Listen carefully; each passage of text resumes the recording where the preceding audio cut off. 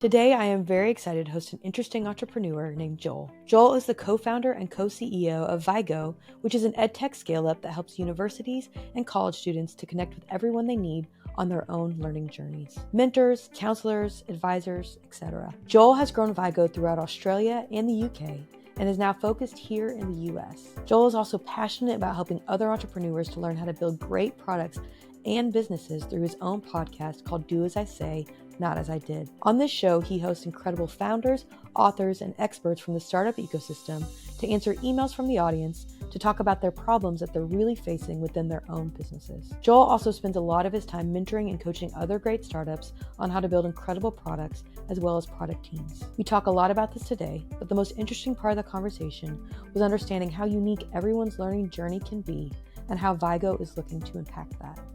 Enjoy the show. Joel, welcome to the show today. Thank you so much for having me. I'm very excited to be here. Likewise, I was intrigued to have you be a part of the show for two reasons, if I'm honest. The first being just because I think what your company is doing is so cool and making such a big impact. But for the second reason being that you're Australian and you have a killer accent. I actually get a lot of that here. So I tell people all the time that I'm not a very fun person and I'm not that great to hang out with, but no one can tell because I have an Australian accent. So I get invited out to way more stuff than I deserve to. So hopefully your audience will like this podcast even more just because I have an Australian accent and they can't even understand half of the things I'm saying. Yeah, but hey, as long as it sounds pretty, it's all that matters. Exactly. Well, let's chat about really what's brought you to the U.S. and what you're looking to do and tackle with Vygo, because you have a really interesting passion for the space that we call EdTech and helping especially folks within the higher education system to have a better learning experience. And it's really interesting, even I think, where that comes from with you, being that you were the first of your family to even go to college. So talk us through that journey of when the aha moment was of, hey, this is what I want to do to impact higher education, the U.S. education system especially, and to be able to change how students experience interacting with their education. Yeah, look, as you mentioned, I didn't really come from a family of education.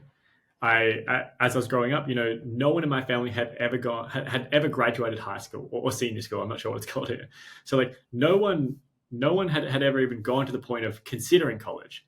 And then on top of that, when I started my own educational journey and going through elementary school, I had a lot of learning difficulties. I was the kid that would get pulled out of class. I'd get taught how to read properly and write properly. So I wasn't really set up to win in the education landscape. But as I went through, I had amazing teachers and I had amazing people surrounding me. I even had teachers that would help me after school or have me teach me on the weekends. And every time I would read something correctly, they'd give me a gold star. So I did have incredible people around me. And then as I went through school, I went further and further, and I got past where my parents had ever been. And I was like, wow, when I started school, I thought I was dumb. I thought I was just a dumb kid. And as I went through, I started to think actually, maybe there's something in this for me. And I graduated school and I made it into college. And it was this crazy moment for me and crazy moment for my family because they were like, wow, Joel's a genius. And I was like, am I smart now? I made it into college. No one has ever done this. So look where I came from and look at this opportunity that's in front of me. And so, I get into college and I'm really excited and proud and it's this moment that no one had really thought was possible. And I just immediately started failing, just kind of across the board. And I was like, oh no, I was wrong. I'm not smart. And I started to get real stressed out. I'm like, oh shit, I need to try differently. I'll try studying harder. I'll try more. So I just start studying more and more and more. And I just keep failing. It's the system. I did not know how to succeed in it. And I get to this point where I'm like, I don't know if this is for me, because I'm looking down one path, the college path, where I am statistically and factually a failure. I don't feel like I'm meant to be there. I don't know how to succeed. And then the other path I'm looking at is my dad is a tradesperson. He does concreting and building. Both of my brothers do the same job. Two of my uncles do the same job. My path is that it looks like I'm meant to go down that path. So I get to this point, I'm I think that's what I'm going to do. I don't think college is for me. And I was just on campus this one day, and this random guy came up to me, and I had no idea why. And he's just like, "Hey mate, what's going on? How are you going?" And I was like, not good. I'm having a terrible time here. And I just, I just told him everything. Like, I don't know what to do. Like, I want to drop out. And he sat down and he said, and this is a quote, he said, first year is really effing hard. And we're Australian, so there's a lot of swearing. And I was like, really? And he said, yeah, I failed my first year. And that blew my mind. I was like, you failed? But like, you're in your last year now, like all this kind of stuff. And it was the first time where it gives me goosebumps to think about this, but like, it's the first time where I felt like I really belonged because I thought everyone was killing it. And it was like, no, this is hard for everyone and it's hard for me. And that's actually okay. And so that, that gave me the confidence to come back the next day and then the next day and the next day. And I just always think about like the ripple effect that this person had on my entire life, where I kept coming back. And then I went from failing to passing because he showed me, there are systems that help you. Like I was doing the wrong classes. I didn't know there was practice tests. And I went to passing to getting good grades to graduating with honors. So I could have never imagined. I got my absolute dream job out of college. But more than anything, college was this experience where I got to transform into who I was meant to be. I I met my wife at college. I met my co-founders at college. I met my best friends at college. Like, so if I had have let, that moment win, I don't know where I would have been, but now I'm on the other side of the world, helping students in over 100 countries around the world have that same experience I did. So like that person, that one experience, that's the aha moment for me. Because I realized, that there were three fundamental pillars to good learning. There's content. Content is free these days. The best content in the world is on YouTube. There's accreditation, helping to see, like, are you actually learning this? And then there's social experience. And social experience, that is what separates someone from succeeding and failing. And so I want to give people that experience I had. And that's why I started the whole business. And that's why, we now connect students with everyone they need in their journey. Do they need someone social like I did? Do they need a counselor, a mentor, a tutor, advisor? Everyone needs someone different. So we built a platform that we work with colleges and we bring all those people together. So a student is only ever one click away from that experience they need to succeed and to continue on their journey. That's very cool. And you're so right. It's the people and the social pieces that make it a game changer for if it's a positive or negative experience. I had my own interesting college experience because I was coming from being homeschooled my whole early education, which allowed me to jump into college early. I was actually 16 when I first started college. Wow. Siblings went even younger. And for us, it was funny. One, we never thought we were smart until we got into college. And then we like tested off the freaking charts and we're like, oh, wow. We are smart. This is encouraging. But then once we got in, we realized that the education we had been going through to that date was harder than the college education for sure, like from a content perspective. But what we didn't know was how to, like you said, take the right classes and where to get the content you need and how to interact within the social constructs of what this college experience was, versus just for us, it was always get the content done, move on, become a subject matter expert on a topic, move on. And that just is not how you are necessarily always successful in the college environment. So those are the pieces that in mine and my siblings' journey, we had to learn so that we could be overall, good grade students and have, the degree finally. For me, I just had it mailed. I never even walked because it was just like, just give me the degree and let's move on. But other friends of mine and siblings all did actually go through the walking process. But it was for me more than like education shock. It was culture shock. Yeah. And so I would love to hear more from your perspective and how with Vygo you solved that culture shock element rather than people really worried about pass or fail. Because even then, when it comes to college, you don't have to be a 4.0 to get your degree. There's certain things you have to be successful in, and it's figuring out those. But would love your thoughts on, again, how you touch that cultural side of the college experience with your customers and your students you're interfacing with. Yeah. Well, look, like, for example, you and I have very different experiences. I went in, I was not 16. Like, I was much closer to being an adult. And I struggled immediately. You went in and you just tested off the charts. Like we had different experiences. So understanding what the experience means to us is very different. And then if you look at like mature age students coming in with kids, like the experience they need is very different as well. Mm-hmm. So there isn't a set standard experience that works. And that's why, retention is failing so much at universities and dropping so much, is that students are coming in and they're trying to serve a cookie cutter student a lot of the time. And there isn't a cookie cutter experience anymore. Every person brings with them different experiences and goes through different challenges when they're studying. So you need to create customized support for people. And that comes through people. So the person I need on my journey is very different to the person you need on your journey. Like, like another guy a couple of years older than me who struggled on their first year, that was perfect for me because like I could see myself in that person. So having someone who thinks like you and has had an experience like you and sounds like you, that's really key because you can see yourself in that experience. Whereas for you, you probably needed something completely different to me, but still like the best way to connect is by speaking to someone and having an experience with someone who has gone through something like you. And the whole underlying principle that I guess underpins our entire business is, I guess, like our name Vygo actually comes from this psychologist called Lev Vygotsky. And he was this psychologist like a couple hundred years ago that came up with this idea, which was radical at the time, which everyone, kind of takes as commonplace these days, or common sense these days, called the social development theory. It says that if you're the student, right, and you're in the center of this big learning circle, and you want to learn any kind of piece of content and be on the edge of that circle all the way out, like be a professor of maths or a business mogul or whatever, you don't need to learn from someone who's already achieved all of that. You can learn from someone who's just one step ahead of you, a peer who's just maybe one year ahead of you. And the reason is that they understand the content because they've just learned it. But more importantly is that they actually understand the social context. They understand why it's challenging for you and how to explain it in different ways. So that's what people need. They need that social context, that social experience. They need those correct kind of interactions. And that generally comes from students. So as universities and colleges, they expand from 1,000 to 10,000 to like 200,000 students at different colleges. You can't get that many staff. You need to expand the social support by empowering the community, the students, to help one another.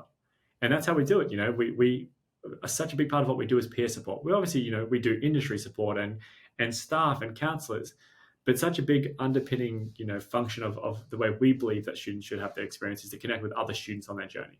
I think it's huge for, again, the cultural and social aspects we talked about too. If you think of like teacher to student, there's just a different dynamic, and there's going to be a hesitation. And like in our case, I like to think I'm not like this anymore, but I was definitely a teacher's pet. So it was just like, whatever I can do to make you happy. I remember I got extra credit once for purple staples, and I was just like, Wow. yeah, this is amazing. I'm like winning, but I was totally brown nosing. And hey, maybe it worked, but for me, I would have loved to have a peer-to-peer encouragement and a peer-to-peer understanding, and somebody to help me understand like what I really needed to be focusing on, without an interesting barrier, or always looking for a sign of approval from somebody who controls my success in the class. So tell us a little bit more about how you're encouraging folks to help each other across different grade levels, maybe across different states, different universities, and allow it to stay focused on the ultimate goal of being successful in class, versus sometimes those groups can get distracted by, the party lifestyle, things like that. Look, I guess one thing that we believe and that we've seen time and time again is that students want to help one another. And a lot of universities, or colleges, that they come to this with the assumption that like we can't get our students to help one another. Like they're too busy. And that's just fundamentally wrong for two reasons. One is that students love supporting one another. They love giving back. The second is that you're actually depriving students of that chance if you don't allow these systems, because a student having the chance to help someone else, that gives them the chance to develop their communication skills, their leadership skills, their employability record. When they're going to get a job, they talk so much about that. Like when you look up Vygo on LinkedIn, we have way more employees than we actually have because everyone says they were a mentor on Vygo, because it's so important, and that kind of mentoring space is really key. But how do you keep it focused? It just keeps itself focused a lot of the time. The platform can like give the right context. We give out a lot of free training to people, but students want the right support, and students want to give the right support. There are times and places where there are parties or social events for people to go to, and students know that. But when they're on a university system or a college system and they're looking for academic support, they come to the platform, and that's what's there. The people in there, they know they're giving academic support. So it's never something that I guess we have to actively design too much, just because when someone comes in, they're signing up for academic mentoring, like the precedent is set that it's there for academic support or social support or any of the kind of support you want. But I'd also say that like social is such a big element of this, is that sometimes we try and create way more of the social environment. Like I actually think the most effective and needed kind of support on campus is social.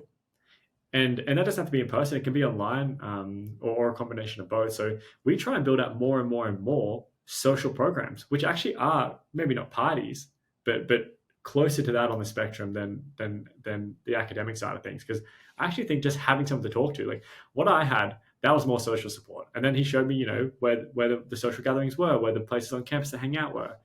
That's the support I needed. Later on, I needed academic support, but I think you actually want to encourage more of that social behavior. And when you're encouraging the social behavior, are you grouping them more by major, age, where they're from, specific, Yeah, topics and things of interest of theirs, or is it, more broad even than that? that's a really good question. It kind of depends on the college we're working with. So we we first of all get someone into a support service. So is this a social, first year mentoring program, or is it an academic program? And then the kind of program depends on how we match. So at the beginning, sometimes we keep it much more broad, that we just want to connect first years, like people that are new to this and they just want to connect with someone who's also going through the same experience at the same time. Or, if it's a social mentoring program, which is more based on sports, we might connect based on like similar interests in that kind of space. If it's a tutoring program, we'll absolutely connect on like the exact classes and topics that you're learning at the time. If it's industry mentoring, we'll connect on the kind of industry you want to go into. So it's very dependent on the kind of support that someone's looking for, or the kind of connection that someone's looking for. And we work very much with the college to do that. But also, we're working with Dr. Steve Carter, who's is or was the chief data scientist at Facebook, and one of the early employees, if not the co-founder of eHarmony, to help us understand how to use those human matching kind of like algorithms and apply that in an education setting. Because he spent years and years and years understanding data and how that can be used to connect the right people for different settings, and seeing how that can be done in the education world. That's really cool. Interesting. Weird world we live in the future if you get to swipe for your your classmates, but you never know. um, the more that you have these data points on people, yeah, like you said, the more you can group people together that can really benefit each other. What about from the university perspective? How are the universities able to incorporate Vygo into their strategies, their systems, and their student base? Yeah, great question. So right now, what I said was like there are three fundamental pillars to learning, and social experience is one of them. Universities and colleges know this, and that's why they're investing more and more and more money every year on running different support services. So most colleges spend somewhere like over $5,000 per year per student on these kind of activities outside of the classroom. That's a lot of money to spend on this. And the reason it's so expensive, because they're just running sometimes over 100 different support services for their students. A first year mentoring program, an engineering first year mentoring program, a maths study program, a maths tutoring program, a counseling program, an advising program, a career program. All of these different services are actually competing with one another, and they're often having huge amounts of overlap. So the university knows that they need to invest. So they keep running service after service after service, but they don't know how to bring them all together. So they end up having a lot of these services that actually compete with each other and cannibalize. So they're creating this really bad system where there's services fighting for attention, so pulling services away from the support they actually need. And they're duplicating their efforts, so it's even more expensive to run. So for a university, we bring that all together. So for the first time, they can actually get data of what services are they actually running. Are they running two of the same services? Great. Can they combine them, and can they start to save on costs of running those? Then, because it's all online, it can infinitely scale, because a lot of these services are run out of spreadsheets and Zoom calls, and a lot of the times they're knocking on doors. I actually went to a campus in the last 3 years. I won't say who they are, but I'm always interested in how you get a tutor. And I said, like, hey, how do I get a tutor here? And I went to this building. They gave me a form. I had to fill the form out and scan it back. Or an option on the form was a fax number. And I was like, what students do you think are going to have faxes back to you? So like it's also hard to engage with. So because we make this so easy for students to engage, they can engage on campus or they can engage anywhere online. Like we only serve customers in 3 different countries, but we serve students in over 100 different countries because students learn from everywhere in the world. A lot of these universities are helping students overseas.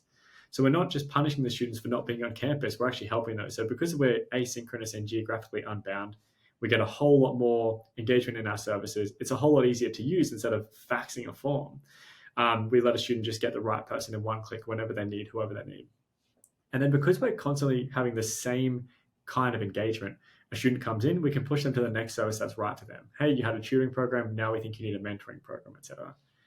And then we have this data that the university can use to run better services. What kind of help are students actually asking for? Instead of optimizing a service, they get to optimize for cohorts and actually give students the help they need. I think that's good. And you hit the nail on the head of the universities wanting the data of how it's actually used, because a lot of times I'm sure that can get lost in the mix of like who actually showed up, who benefit from this scenario. Nobody's filling out surveys. So if you think you're getting opinions from 20-year-olds about what they thought of your after school program via a survey, like keep dreaming.